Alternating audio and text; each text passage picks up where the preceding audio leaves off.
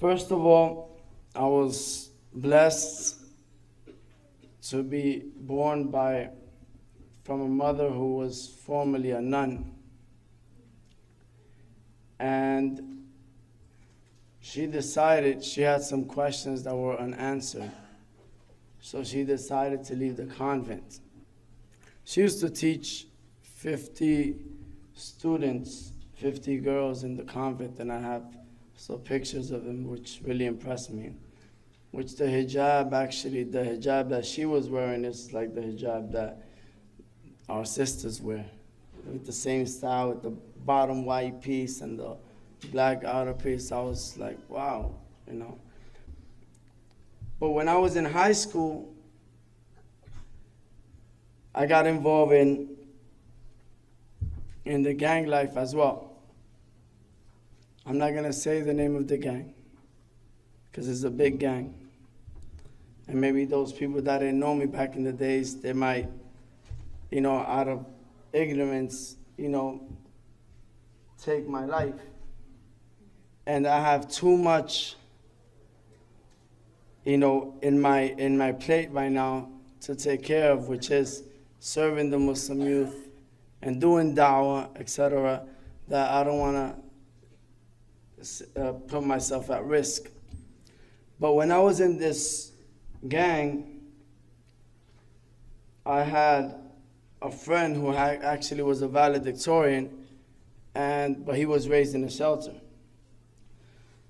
So one time he needed a place to stay, and I told my mom, this guy is a good guy, man. He likes to read and so on. Why don't you let him stay in my house? My mom said, all right. So he stayed in my house and he brought a box of books. And in this box of books, I saw the autobiography of Malcolm X. So when I was involved in this with this brother, this friend of mine, or this brother from the gang, we went to a library. And as we got the maximum amount of books that we could check out, we walking out and we came across the Qur'an, right? And my friend said, oh man, I want to read the Qur'an, but I can't check it out. I already checked out the books and so on. So he's like, I'm like, you know what? You want it? I'll take it, sorry. So I'll take it. So it wasn't a pocket Qur'an. Just let me make it clear. It's just I had some skills. So I ended up taking the big Abdullah Yusuf Ali with the Arabic, English, and commentary. And I took it from the library. And then, just for my friend, this because I was real, so I had to do it for him. He wanted to read it. So then he left my house and he left the Qur'an. So the only thing Islamic in my house is the Qur'an. So then a year took place where two of my close friends from this group who were real, they got killed by same gang members. I was with them on a Sunday, and the next day I see them on the news. They got killed and they got stepped on their faces. So I was like, if these guys were real and this happened to them, it can happen to me. So I said, so then I totally lost trust in the only people I used to trust, that I supposedly would have given my life for, that I sacrificed jobs and so on for them. And I said, if they did that to my friends, they could do it to me. So I said, nah. So then I'm like, I lost trust in all human beings. My parents, I trust them, but they didn't have the experience of the streets, so they couldn't get me out of it. So then I'm like, I'm looking. And sometimes my friends used to do things that they didn't tell me. So I end up coming out of my house, all of a sudden get snatched up by the police. You robbed the house. I'm like, well, I just woke up. You dropped out, you're not in school. What time you wake up? If you're hanging out at night, you wake up like at 1, 2, 12, right? So I'm like, I just woke up. I said, nah, get in the car. So it was like an everyday thing. My 3 thoughts were, am I going to die today? Am I going to catch a disease today?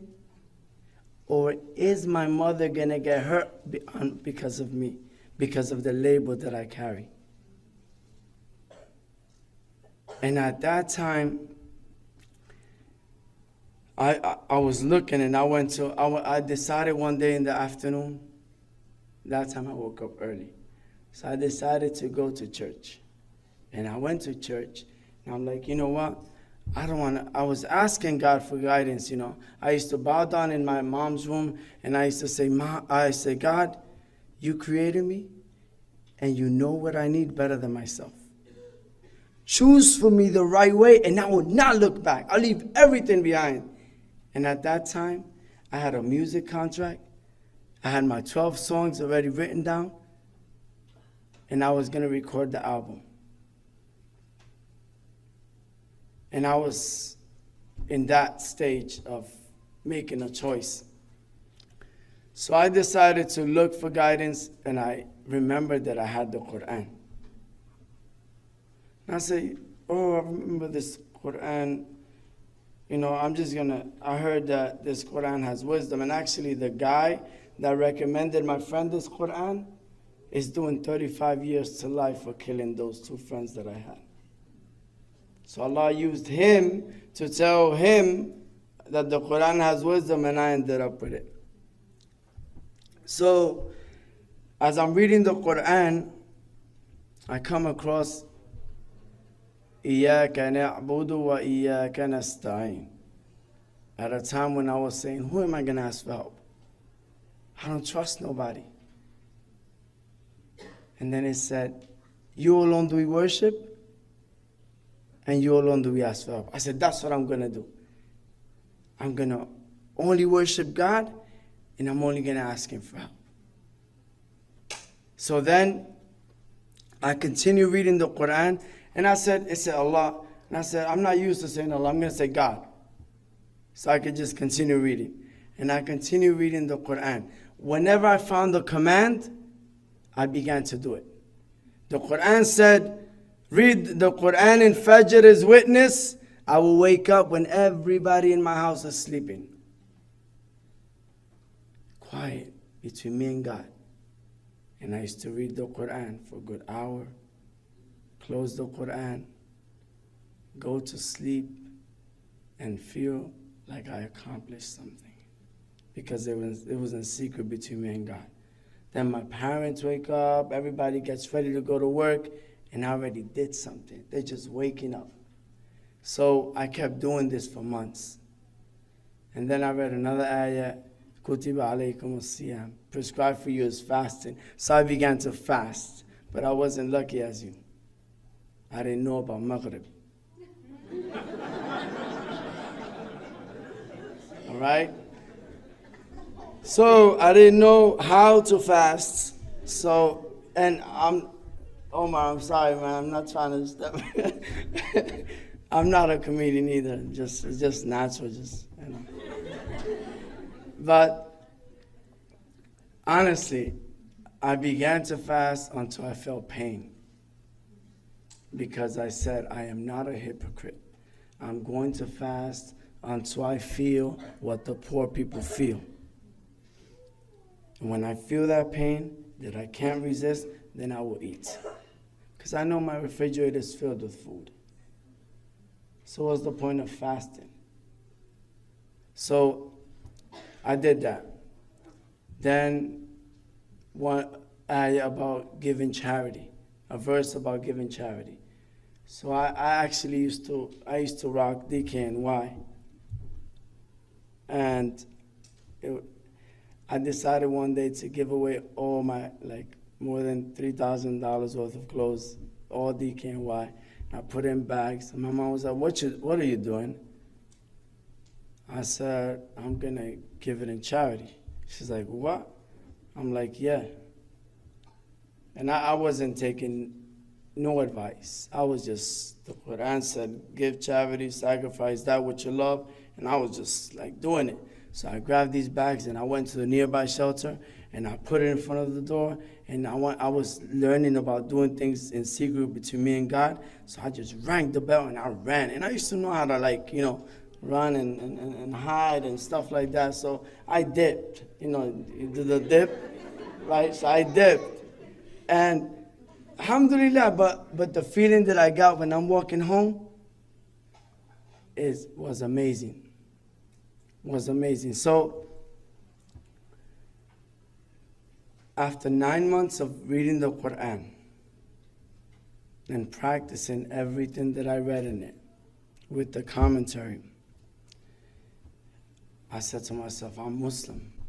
So I went to the masjid that day and I met the imam. And the imam asked me, so, how do you learn about the Qur'an? Where do you get the Qur'an? And I said, I was blunt. I stole it. He said, what? I said, I swear, I never seen an imam run so fast. He said, you got to give it back. I said, I'll give it back unless I get the same copy. He said, this was my only friend. You think I'm going to give it back? This is the one that helped me get rid of my addiction to alcohol. This is the one that helped me learn how to be patient when I didn't have patience. This is the one that only gave me good advice. You think I'm going to give it back? Give me the same copy and I'll give it back. And if I don't get the same copy, then I'll buy this one. So then he ran in the library and he says, is this one, this one, this one? And I said, yeah, it's this one. And then he gave me the same copy. So, alhamdulillah,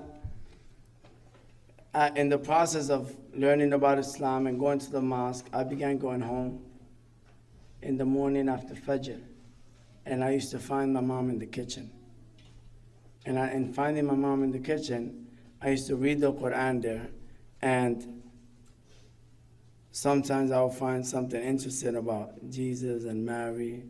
And I said, Mom, can I share with you something? And she was like, okay. So I began reading to her the Qur'an. And it became a daily thing. Every day after Fajr in English, I would just read to her the Qur'an. Then, alhamdulillah, I got married. And my mom comes to me one day and she's like, I miss your reading of the Qur'an. And I was like, really? She's like, yeah. And a lot of the questions that I had that made me leave the convent were answered through your reading of the Qur'an. And I was like, so you believe in what you heard? She's like, yeah. And I want to be Muslim. So then, alhamdulillah, my mom became Muslim 2 years after me.